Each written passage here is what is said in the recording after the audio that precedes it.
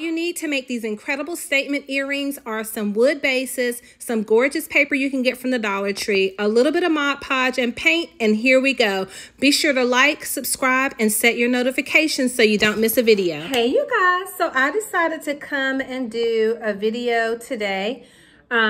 Just because I'm refinishing cabinets, they have to dry. We're stripping them for a renovation project we're doing for our client. And so I was like, well, let me get on here and do an earring and do one from scratch, since mostly all the earrings I did for the tutorial yesterday were already previously painted bases. So the materials you're gonna need are some sheets of paper, and what I did was I got what is this called? This is an artist neon pack of paper I got from the Dollar Tree, and it has 3 different graphics. So you have the squares or the diamond, depending on which direction you're looking at it. Mainly looks like squares, polka dots, and then you have the rainbow color. So I'm just gonna use the pink one today, and I've already decided kind of the design I'm gonna do, but I just wanted to share with you what they look like. And they're very thin paper. So you're gonna need, again, a pack of paper from the Dollar Tree.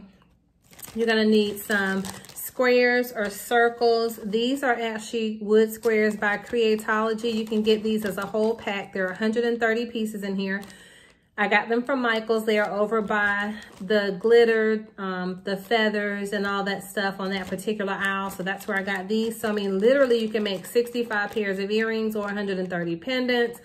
If you make double and, that's what I thought about now just saying this. Maybe I'll make some dangle earrings with these. I don't know.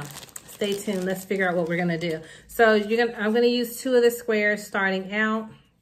And you're also gonna need some Mod Podge. You know that I got this from the Dollar Tree the other day. You're gonna need a brush to apply the Mod Podge.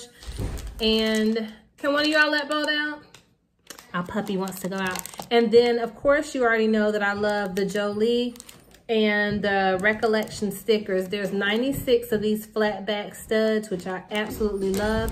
And then there are, how many pieces in here? 13 pieces in the gems. And so this is kind of the idea that I'm working with. And then you need a pair of scissors. These are a pair of X-Acto scissors I got from Michael's a long time ago. I mean years. So I just have those obviously to the side. So what we're gonna do next, I'm gonna sit the pack of paper over to the side. So we're just working with a clear surface. And I like to work on really beautiful plates, although you can use, the paint pots. So what I'm gonna do is I'm going to pour a little bit of the Mod Podge so I can work with it just from the plate. I mean, of course I can refill it, but I wanna go ahead and put out enough where I don't have to keep going back to it if I don't need to. So I'm gonna clean that off with a little paint napkin that I have sitting over there. And I hope y'all enjoyed the tutorials from yesterday. So what I'm gonna do is I'm gonna lay the paper out.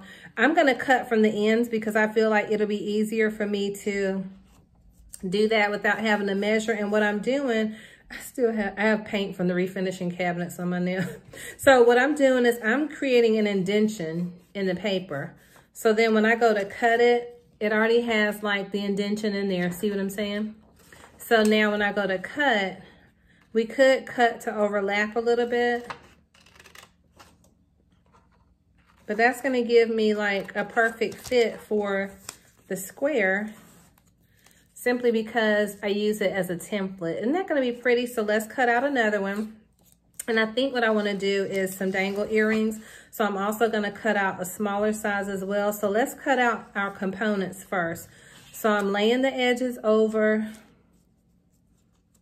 the square, the wooden piece, and I'm making a template by just running my fingers. So make sure your hands are clean. My hands are clean, just have paint on them. We're almost finished with this project. For those of you that will find this channel, you're new to my channel, I own a real estate company, and we have a construction component as well to our company, and we do renovations up to about $29,000, because in our state, you have to be a licensed general contractor to do more than that. I mean, but that keeps us really busy. And the Lord just led us to add the construction component probably about 2 or 3 months ago, because we've done flips in the past, my husband and I. And so look, that's really pretty. So let's cut another one. I think I'm gonna use the next size down because I really want, I think I want 3s. So let me see. Because I want them to go, we're gonna do ours like, oh, let me bring it back in film. I'm sorry, back in camera range. I wanna do them like diagonals. So I'm not sure if I wanna do 2s or if I wanna do 3s.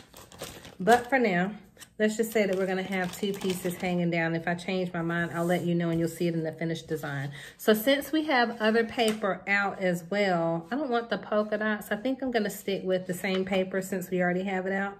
So I'm gonna go with that straight edge that we already have and make a template, make a line or outline just like we did a second ago.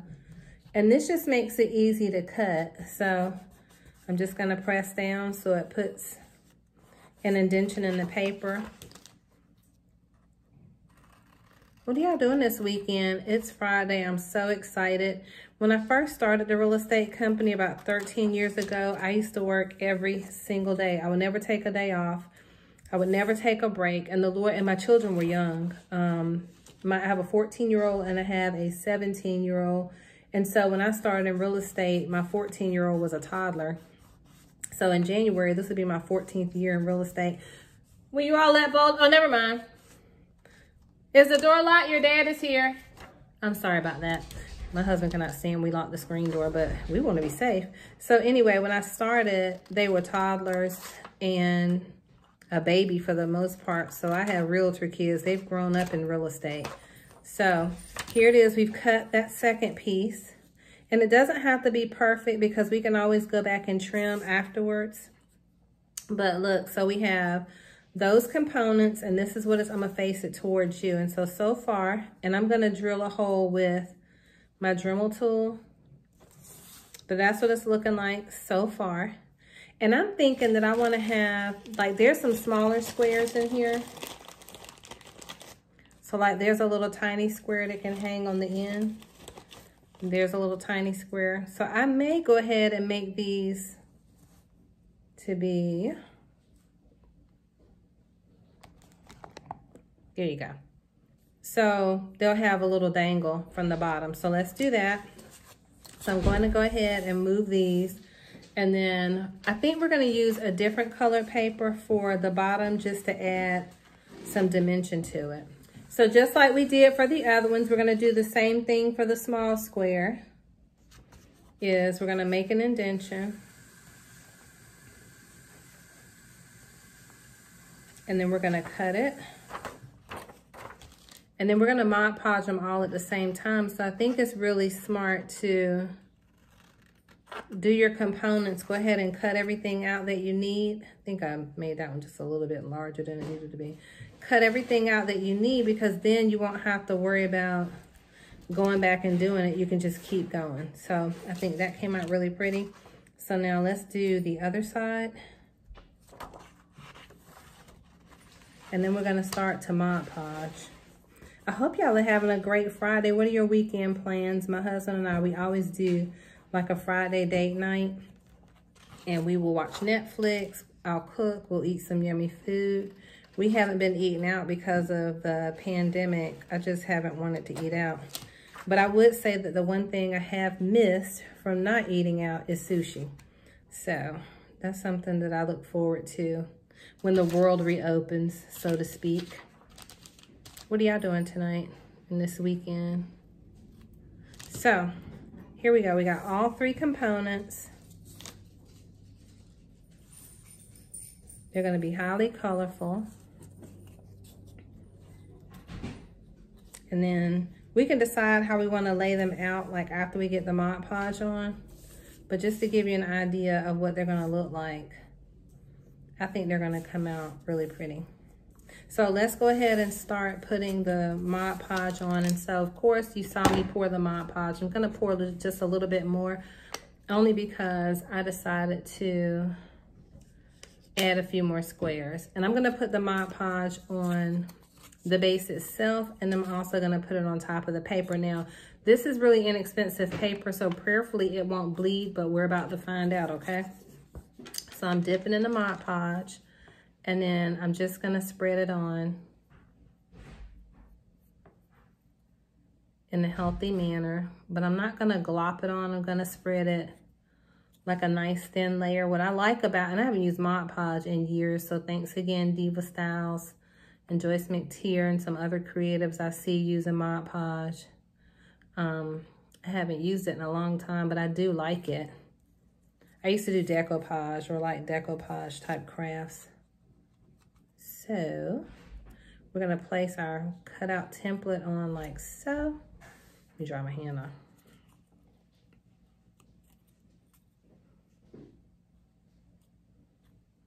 I love that you have time to work with it. So I'm gonna lay it down. We're gonna spread it out. And like I said, what we can do is we can trim anything that's overlapping or over the edges once it's finished. And then we're gonna go ahead and do the next one. So this is a pretty simple craft. And I got this idea when I was out there stripping the cabinets. I was like, I wanna make an earring out of that paper I have. I've had this pack of paper, I mean, probably for well over a year and haven't used it or done anything with it. So again, we're just placing the Mod Podge in a nice even layer so we can cover all the edges and make sure the paper doesn't roll up. I'm gonna dry my hands off.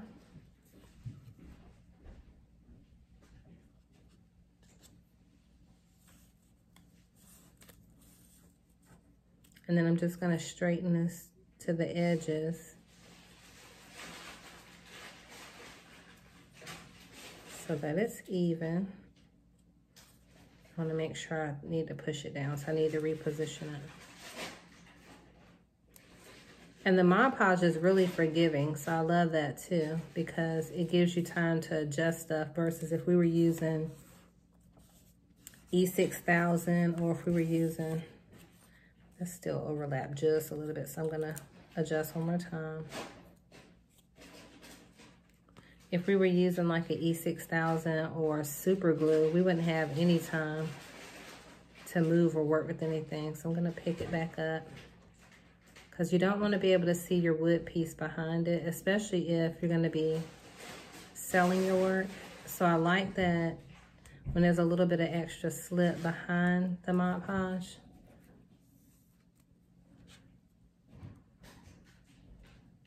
You can still move it. So right now I'm just working to adjust it because I want to be able to pull it down just a smidge. There we go. So now I'm going to smooth it out.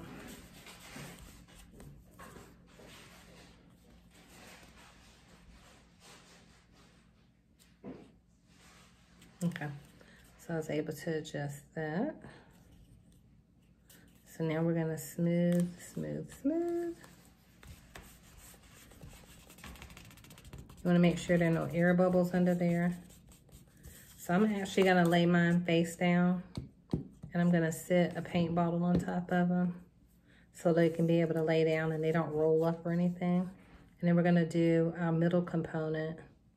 And I love the fact that you can also do a gloss with the Mod Podge. This is a matte Mod Podge, so I'm probably going to use the triple thick on top of the Mod Podge. So what I'm going to do is put the Mod Podge on top of the paper and let it set just to have a gloss coat. Not a gloss coat, I'm sorry. What's the word I'm looking for? Like something to set it, like a sealant. That's what I was trying to say. To seal it, and then after we seal it, then what I'm going to do is I want it to have a shine. I love glossy shines and glossy finishes.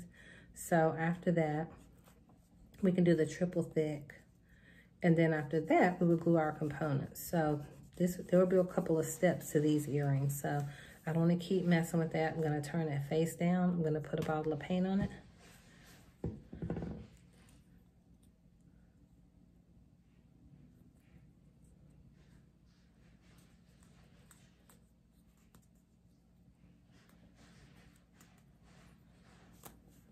want to make sure there are no air bubbles, so I feel like I needed to press that just a little bit more.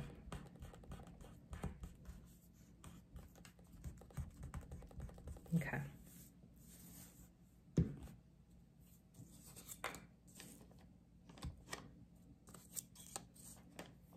Okay, so let's do the next component. And you can, of course, skip past this and see me finishing up the earring or going on to the smaller component, because I know this is like watching paint dry.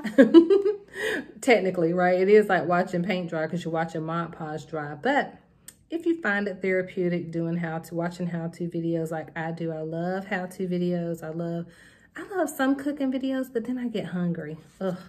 And then you want to go out and make what they were making and you gotta go spend a bunch of money. But are you like me? I get hungry when I watch food videos. There are a couple of food people that I love on YouTube. Tabitha Brown is one of them. Headbanger's Kitchen. I like him a lot. I've made 2 of his recipes. Came out really good. He has a a keto-friendly cauliflower mac and cheese. It will make you kick regular mac and cheese to the curb. If I can remember, I'll post it in the description box. But it is really, really good. We made it earlier this week. And we also had it for the first time, I think a couple of Thanksgivings ago. So now it's a regular staple. But it was so good. And you would think it sounds gross, like, ugh, cauliflower, macaroni and cheese. But it is to live for. Okay, so the last 2 little components, we're going to get those on. And then we're going to let it dry, because I think sometimes we can be antsy and not let things dry well enough or fast enough. And then we don't get the desired outcome because we rush the process. Isn't life like that sometimes, right? We don't get the desired outcome because we rush the process. My husband always says, oh, I hope y'all enjoyed his teaching, his Kingdom Minute last night. If not, I'll post a link to it so you can watch it. So shout out to Pastor Marvin Price Jr. And so, again, I do videos every Tuesday and Thursday. Today just happens to be a bonus video because I was in between refinishing cabinets and got this idea. So I said, let me come record a quick earring making video. Plus, it's looks like it's gonna rain today. So, you got all of them done, and now we're gonna sit another paint bottle on top of these as well so they can dry. And I'm gonna sit a paint bottle on top of these so they can dry, and then we're gonna come back. Okay, so we've had time to let these dry, and now what I'm going to do is paint the backs, because I don't want to put the top coat on and the decorations and then paint the back and accidentally get paint on the paper. So I've chosen to do the back a navy blue color, or I'm trying to decide if I'm going to use this color.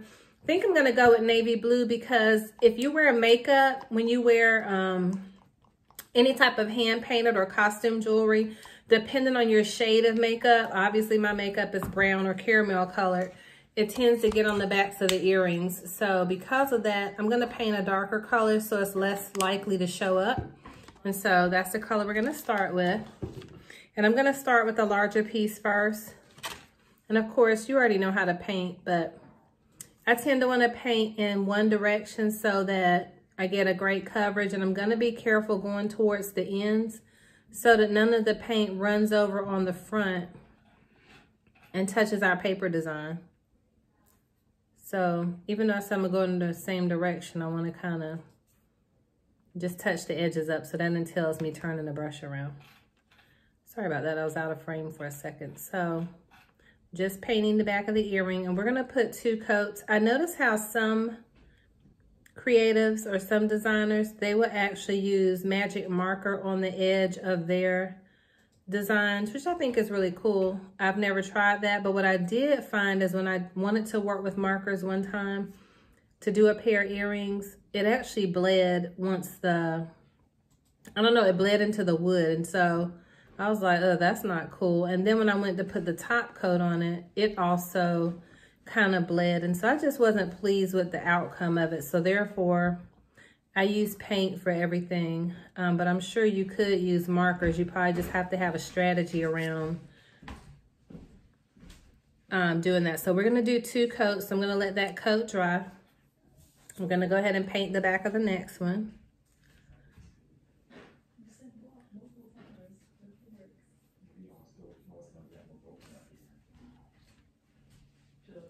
So we're putting on the color on the back. And I'm thinking what I'm gonna do is put different colors on the backs, because the back of your earring is equally as important as the front, because, you know, when your earrings flip around, you want them to be beautiful from all sides, or at least I do. And I know you do too. So that's why we take care. If you're an artist, most people do take care to do the back. Sometimes people leave them plain because they're just like, okay, well, I'm selling them inexpensively, or maybe they just don't want to go do the back. But my personal quote is finish strong, right?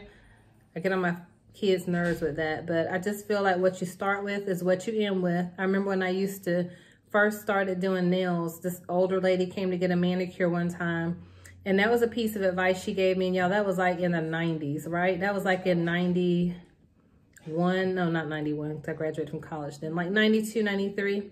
And she said, baby, you did a great job. She was talking about the manicure I had given her.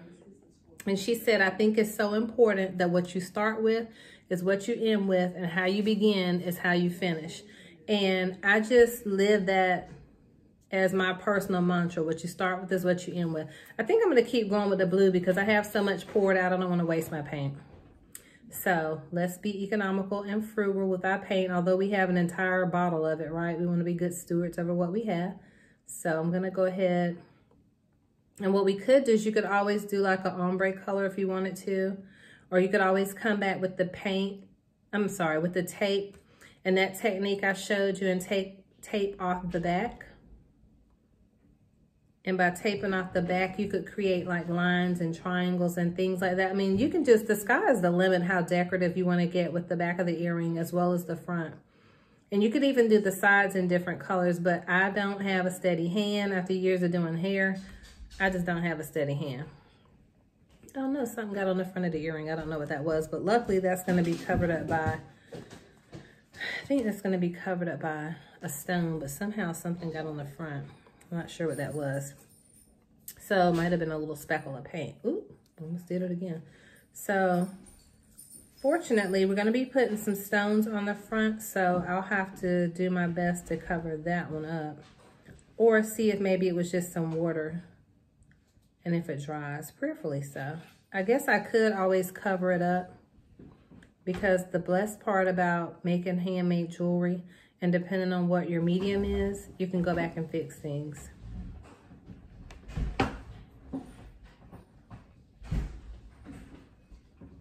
So we're gonna let the backs of these dry.